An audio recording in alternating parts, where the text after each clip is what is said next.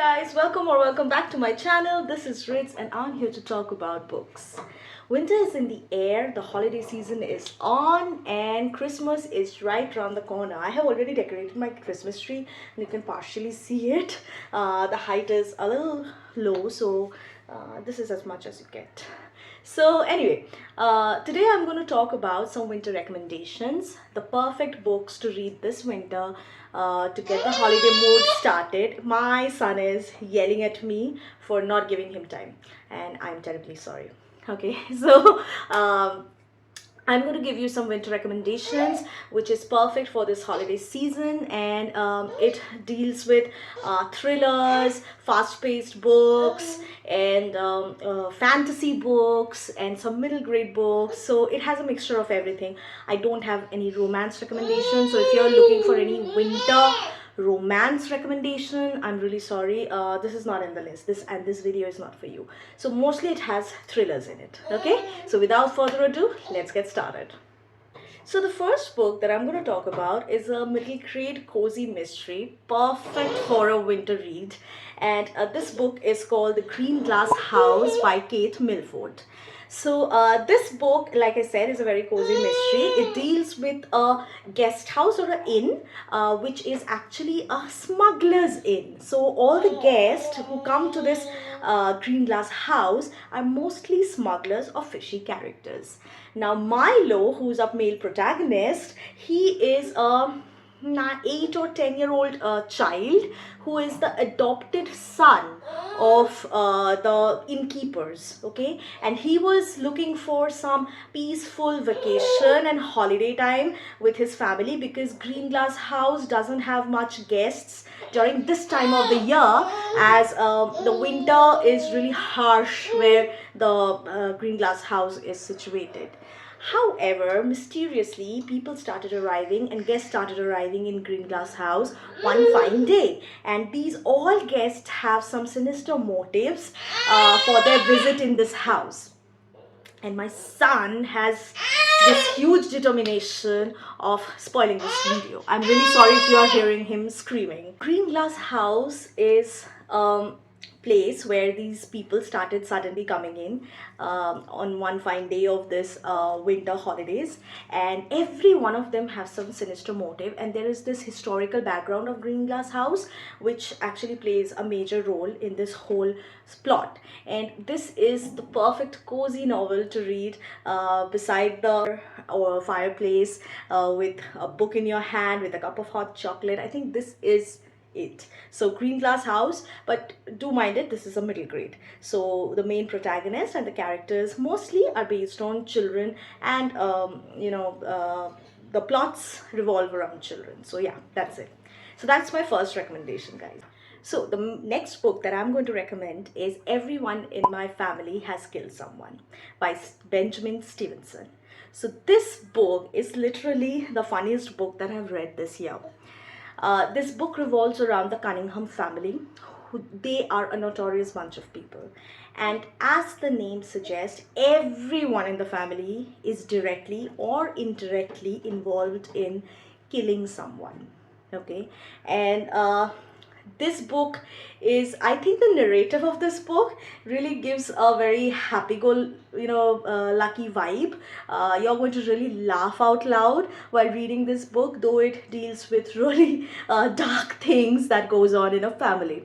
And so this Cunningham family one day decides to gather for a family union in a ski resort, and like the name suggests, they are all murderers. And what happens if so many murderers come around and stays in a place together?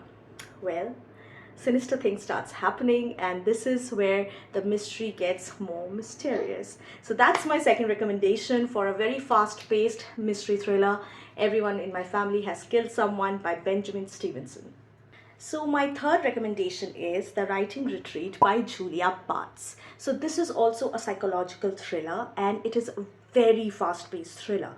This has some horror tropes in it as well to make it more confusing for the readers regarding whether there are something, you know, paranormal happening, or is it someone planning this whole thing. So it is this mysterious mansion that it deals with. So the whole story starts with a famous author inviting 5 young novelists who are aspiring to be a novelist into this a month-long writing retreat.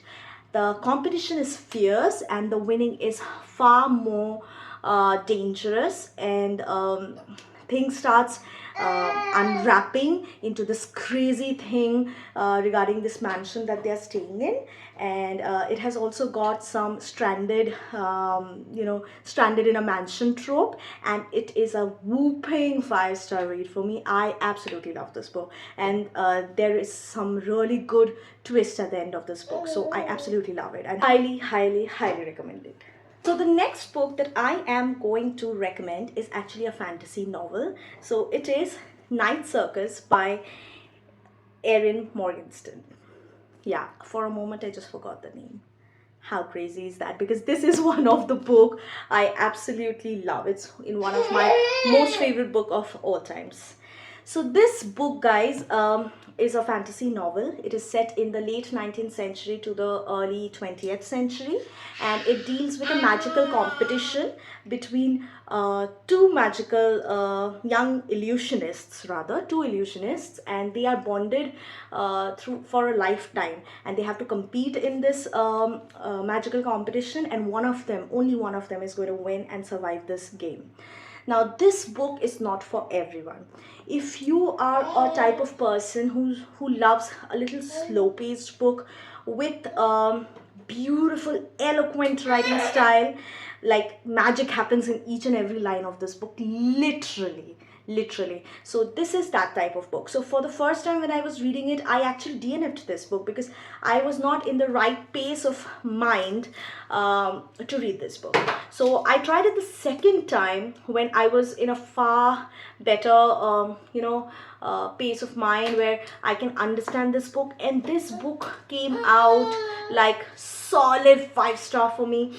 And not only that, it is one of my top most favorite books. Book, guys, is a very famous book, and rightly so, because of its unique writing style, and it is so beautiful.